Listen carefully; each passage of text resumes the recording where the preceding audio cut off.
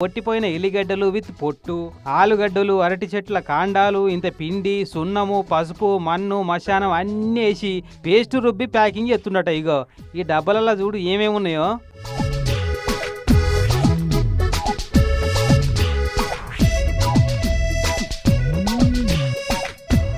3.5 టన్నుల పేస్ట్ తయారు పెట్టిండు టబ్బులల్లా చూడు.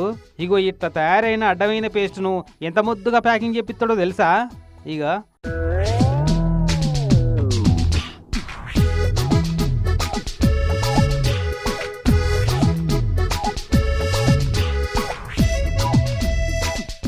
Diamond ginger garlic paste, Roshan ginger garlic paste, pure అల్లం జింజర్ గార్లిక్ పేస్ట్. ఏ ప్యాకింగ్ చేసినా ప్యూరు ఫ్రెష్ అయినట్టు అన్నిటి మీద. దీని మోకానికి వీడు తయారు చేసిన అల్లం పేస్ట్ రుద్దా. మేడిపండు చూడు మేలిమయ్యుండును, పొట్ట విప్పి చూడ పురుగులుండును అన్నట్టు మీద ప్యాకింగ్ చూస్తే మాత్రం అబ్బో అని అనుకోవాలి.